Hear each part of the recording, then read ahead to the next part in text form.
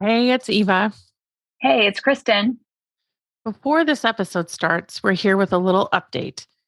As you get closer to the end of this episode, it's going to sound like we're almost to the end of the whole story. But we're not. We've heard from so many of you that this story is helping. When you get to the end of today's episode, stick around and we'll tell you what's coming up. We especially want you to know that since these episodes were recorded a little bit behind where we are today, to find out how Kristen's doing in real time, follow along on Instagram at Breast Cancer Stories Podcast. You can even DM her there. So check the show notes for links. And now, on to the story. This is a story about what happens when you have breast cancer, told in real time. How many days do you have left? 5 days. And actually, yesterday was the last one of the whole chest and underarm area. Today is what they call boost. It's really concentrating on the scar, the mastectomy scar that's about 3 or 4 inches across my breast. And what they're doing is it's maybe an inch on each side of that. They're concentrating on radiating that area. I've noticed that where the drains were, and then any type of incision, they're really wanting to be sure and hit that extra to be sure that there's no residual microcells that skipped out in those areas. Did they explain why they concentrate on the scar and the incisions in those places? Is there some reason for that? What they said is they want to boost the radiation in that area to catch any microcells. A friend of mine explained it in the way of endometriosis.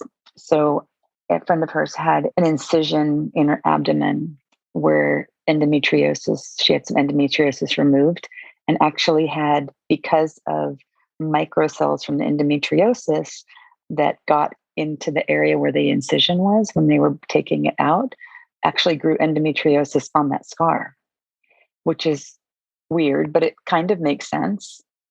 What they're trying to do is to be sure that in any areas where there was incision or, I imagine, air, that they're going to be sure any microcells that might have been caught there during the surgery are nuked. This is certainly true with breast augmentation, with regular breast implants, Okay. that they try to get the implants in and out without anything touching them Right. because that's how contamination occurs. So, Okay.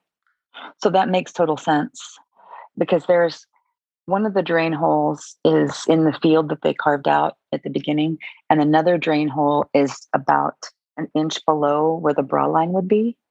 And so I have an area that's dark all around the drain scar. About a week or two ago, I had a mapping for the scar.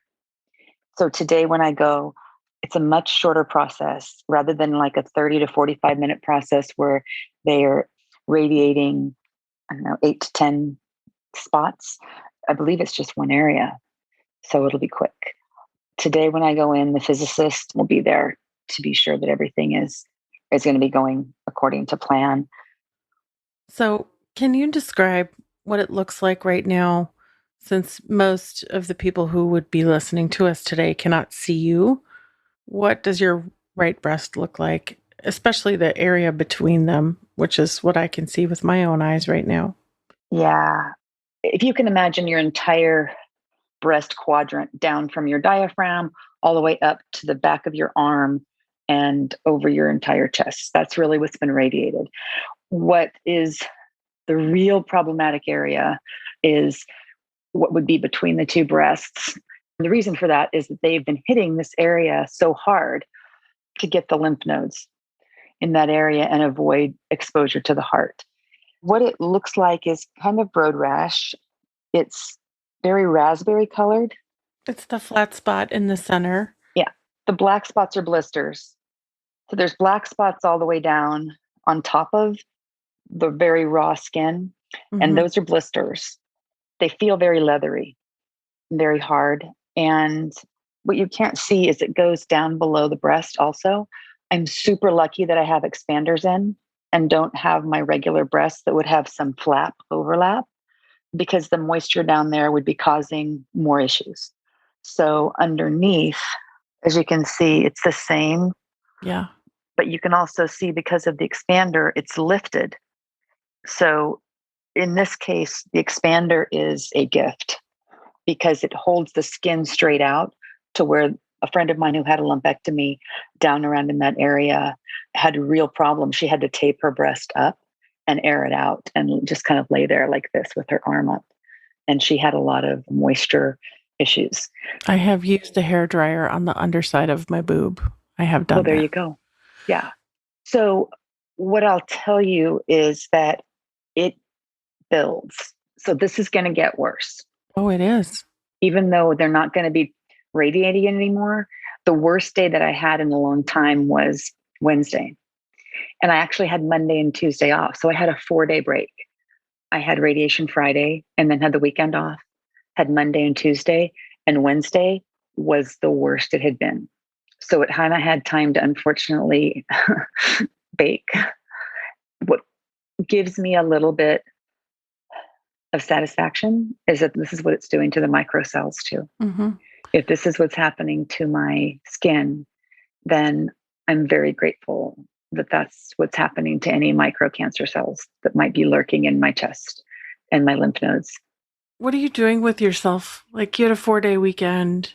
Did you work? Did you just stay home and rest? Are you able to do stuff with all of this going on? I am, but I choose to. So I had Ashley in town, which was lovely. She got here Friday night. So we had like leisurely lunches and went to the beach. I had to really be sure that I kept this area covered and can't put sunscreen on it because of the chemicals in it. So I just kept it covered. We did walk around the zoo on Monday afternoon. We did leisurely fun things. Now, had she not been there, I would have done a lot more resting, but we did sleep in. I did work on Monday and Tuesday.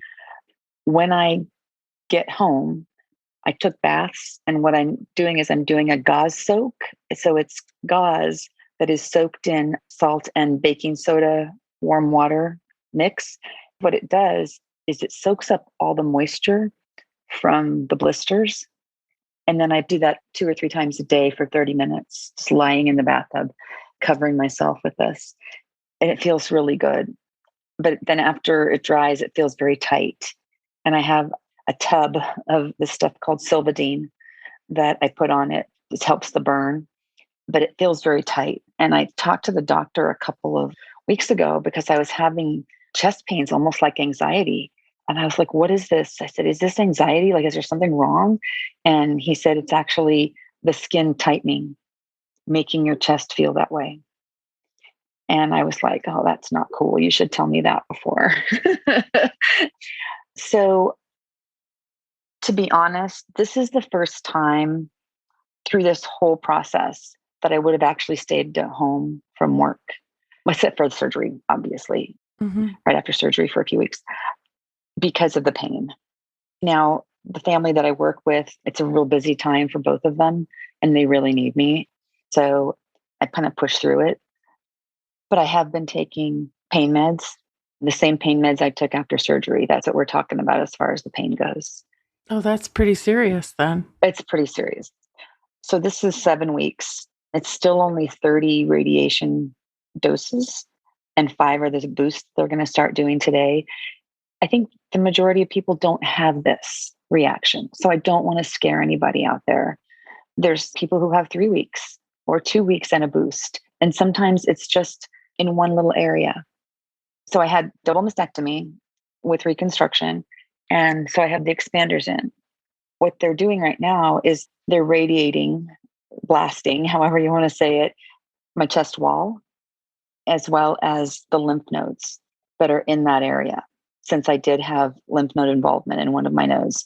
So the ones they didn't remove in that area and that side of my chest, they're radiating. And because of the locations and the depth of some of my lymph nodes, in order to avoid my heart, they had to really blast this area that's right between my breasts and coming in kind of at an angle. I was warned at the beginning by my radiation oncologist that she expected there to be blistering and that we would manage with pain meds and all that kind of thing. The first time I went for mapping was July 30th. And then we didn't really start radiation until I think it was the 10th of August. I was supposed to be finishing on Wednesday. And because of the break I had this week, they're just extending it 2 more days. I do drive myself there, but on the weekends, I would take like a half of a pain med. And I have a pretty high pain threshold. I just have to imagine that when they're doing this, that it's blasting everything out. I just have to be very visual about it. And so I'm surprised. One thing I'm curious about is the other people's reactions to what you're going through. And there's probably people who you see all the time who've gone through it or seen you frequently enough to adjust to all these changes, but you just had Ashley there for the weekend. Mm-hmm. It almost doesn't matter who Ashley is, but you've known Right. Ashley for 10 years, 8 years now. 8 Yeah. years, and Mm-hmm. she hasn't seen you this whole time. So can you talk a little bit about her reaction to you and what that was like seeing you for the first time after not seeing any of this before? Yeah. She loves me unconditionally. And it's kind of hard to ruffle her feathers on the outside. She went through this a little bit with her grandmother twice, although I don't think she saw the burns. There was never a reaction like, oh my gosh. I've been sending her pictures along the way. And so she's seen my hair coming back. She saw me with no hair. I could tell that she totally understood. I think for me, the most frustrating piece was trying to find clothing to wear that would not bother this and that actually looked nice, that I could go out in public with, because I live in these tank tops, partly because I want this area under here to be aired out under my arm. She was asking me, what did it look like in the radiation room and what happened? And she was more curious about the process. I think that she could see I was strong and she understood if I needed to take it easy.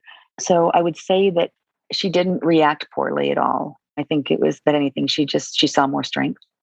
I will say that when people see this, they're shocked. The people that I've been working with, I'll show them what's going on, and you can see people's eyes open and be like, oh my gosh, I had no idea this was what radiation was. Somebody who I've never heard cuss before had a holy shit response. And people want to know if I'm okay. And yeah, I'm okay. I mean, like, what am I going to do? This is another temporary situation. And this is a huge part of keeping recurrence at bay, hopefully.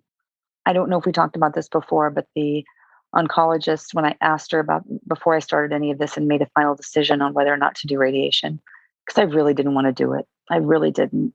It wasn't for any reason except I was just, my body had been in a boxing ring all year. And I just mentally wasn't ready for more. When the oncologist told me that there was a 30% chance of recurrence without radiation, just in general, and that with radiation, it was an 8 to 10% chance of recurrence. I mean, I got to do it. It's like the hormone blockers that are coming. It reduces the chance of recurrence by 40%. So I don't know what my chance of recurrence is. I've never asked, hey, what are the chances based on this, and this? But I don't want to know that. That's not going to be helpful in any way. But I know that I'm diminishing the chances by more than 50% by the things that I'm doing. If there's any microcells, it's going to get it. So are you going to be able to go get this expander drained at all? Can they, now that the radiation is over, make it smaller? I don't know. I see him on November the 11th. And so what I've asked is that they even them out. And that doesn't necessarily mean make the other one this much bigger. That's almost 2 months away. I know. And it has to do with the skin healing. I've gotten used to the size of this big old thing over here. Yeah. This thing I think it's like 400 cc's more than what's in the other a one. badly wrapped package at one point. It really is. It really is. So they're doing the exchange probably in March, April. He said he usually does it 6 months after radiation because of the skin. And then there'll be a second surgery in June or July. Who knows? Maybe they'll fill the other one this big and I'll just walk around like this for, for Two 4 badly months. wrapped packages just in time for Christmas. At least they match, right?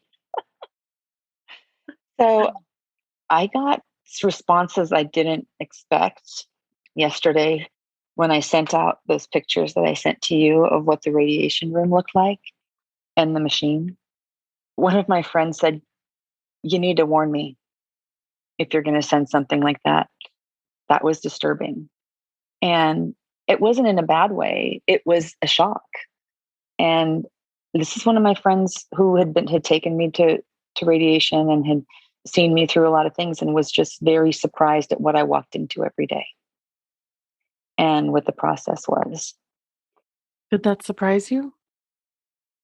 Hmm. Do you It think it's did. your job to warn people? No, Hmm, no, I don't either. I don't think that I realize, I guess, how shocking all of this is to people because I feel like I'm really open about it. They ask questions, I answer them. And I had tried to show what the room looked like to people. I'm looking at them. It's extremely cool. I think it's cool too. That's just me, but I've been going through this all year. So Yeah, we'll put them in the show notes. I don't know if you can tell because I'm so wrapped up, but the room is really cold. And so they always say, "How many blankets would you like?" And I'm like, "Two." I'm the high maintenance girl because my arms are lifted above my head and they have blankets wrapped around my arms. And I couldn't lean over and smile or anything because they already had me positioned and my head was turned slightly and they had done all the measurements on me. And so I couldn't really move. Yeah, there was a view that made me think that it would be really uncomfortable to stay like that for 45 minutes. Hmm. It's not like laying down, it's like laying down in a position you can't fall asleep in. Oh no, your arms are above your head and I don't think you can see it, but you're holding on to to bars, Oh, like handles. oh shit handles. What's that? Oh shit handles. Oh shit, Like the handles. car Yeah. Oh yeah, exactly. Exactly. I guess it would be the bed or the um, platform. platform. Yeah. So it goes up and down and goes side to side. And when I lay down, like the very first time I was there in July, they measured exactly that platform. There are all kinds of little things around it, like where my butt sits, where my feet sit, where my arms go. All of that is all calculated and what's the word I'm looking for? Calibrated? Yeah, calibrated for me. And so when I go in, I kind of know if I need to scoot down or whatever. And I have tattoos, a little teeny dot, a bunch of them, but there's one on each side of my boobs, my sides, and they line those up. In those pictures, you can see like those green things, the green lines. They line those up, and the girls twist me and move me until the beam is lined up with those tattoos. And they draw on me to be sure, like once they get those lines right, they draw on me to be sure that when they go in, the beams are still lined up there. And there's a whole lot that goes into it. I asked them to take pictures yesterday because it was what was called a bolus day. Mhm. And the thing that I'm wrapped in on my chest, that's what they do every other day. And that helps to do something to get the radiation amplified, I think. Otherwise, I'm just lying there with everything open. So they do that for about, I'd say, a third of the treatment every other day. Otherwise, it's just me and my breasts laying out there. So yeah, I asked him to do it yesterday and I said, "Is this a weird request?" And she's like, "No, most people have us, ask us to do this." But I think what was really intimidating to people was how big the machine was. Well, looks a little bit like a spaceship, I think. Hmm. And what you don't see is sometimes there's these flat screens that open up. It's kind of like a U shape and it's kind of squished back. And they're not screens, but they're like a rectangular mechanism that come out and they deliver something. I don't know if they just take x rays or what. And that whole thing moves all around you. There's also an apparatus that you don't see there that clicks on that almost makes it look like a microscope to get the lasers closer to me to deliver the electrons in that area. It's pretty interesting. What other questions do you have when you look at those pictures? I'm just curious. What was your thought? I'm disturbed that someone told you they needed a warning for this because of all the things I've seen so far, this is probably the least scary, but that's all in the eye of the beholder. I think that people imagining me there, they don't imagine that. They just imagine like being at the dentist and getting x-rays or something. You do look pretty vulnerable. Like from Hmm. that standpoint, I can see how it would be maybe upsetting. Hmm. So 5 more days, and then you told me November 11 is when you see Pachella. What is between now and then? October 1st, I start taking the hormone blockers and my skin heals. Yay. But the hormone blockers, I'm a little nervous about. I think it's called anastazole, and it's kind of like postmenopausal version of tamoxifen. And I've already had a bone density test as a baseline because it's supposed to cause degeneration and pain in your bones, and especially hips and back. I've seen people have really no side effects, and there are people who have so many side effects that they have to try something different. It's a hormone blocker, and it blocks estrogen because the type of breast cancer that I have is estrogen positive, like very estrogen positive, 79% out of 100. And so, what this is supposed to do is to block any estrogen that I may be ingesting that may be coming out of my body from my ovary somewhere. And the estrogen is also stored in your fat.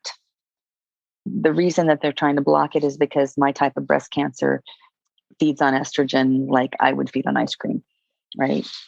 Good analogy. And sugar is one of the things that also breast cancer feeds on. So I'm trying to keep that at the minimum as well, Mhm. and dairy. And so Okay. with my type of breast cancer, the suggestion is fish or plant-based diets, especially no dairy and anything that might contain any kind of hormone, even when it's clean. So I try to do that, but it's hard. Yeah, it is. It's difficult. So we're winding down. It's very strange to be kind of at the end. It feels like a milestone. And the Hmm. only thing that I'm wondering now is probably not a question. I don't even know if I want to ask you this question, but I'm going to. When do we know that everything worked and that there's no cancer left? Well, there's no cancer right now. They call it NED, no evidence of disease, right? Instead of being cancer free. They haven't been able to find any. You never know. We're never at the end, Eva. I was having this conversation with someone, and I think that's the hardest piece is that a lot of people are like, oh, you're finished, yay. And I am finished with the tangible stuff that you can see. But I've been told by my oncologist that I need to let her know if I have a cough that's unexplained or pains in my body in certain places that are not resolving. And that's in case it's metastasized someplace else. And so there are no scans that they're going to do on a regular basis. It's just I guess they'll do some blood work and I check in with my oncologist and my surgeon periodically and probably the oncology radiation, wait, radiation oncologist. So there's no diagnostic that says all No, clear? no. The diagnostic that was all clear was the pathology after the mastectomy, that they got it all. And when they took 11 lymph nodes and only found one cancerous, that did tell them that still there's something there. And, microcells could have gone through the lymph system. And so that's why they're hitting this area so hard. But you just kind of keep looking over your shoulder. I mean, and I'm going to try not to do that because everybody's like, oh, you're in remission. But I take these hormone blockers for 5 to 10 years. I know that the longer period of time that goes by without recurrence, the less likelihood of recurrence there is. But there's almost a fear that I have that as soon as I stop any kind of treatment to keep it away, that it will come back. And it's interesting because as I'm talking, I have a pillow in my hand is doing this to the pillow. It's like I'm so nervous about it. I'm grabbing the pillow in like angst because just the thought of all that is it's not how I live my life. And I instantly start wondering, what can I make a joke about?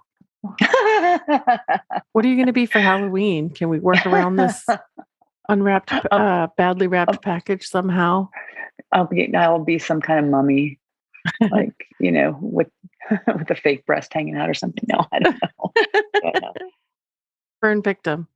Yeah, there we go. There we go. It's not that anybody needs to realize how hard it is, but I think a lot of people want me to say, when they say, "How are you?" They want me to say, "I'm great. I'm so grateful. I'm better. I'm well.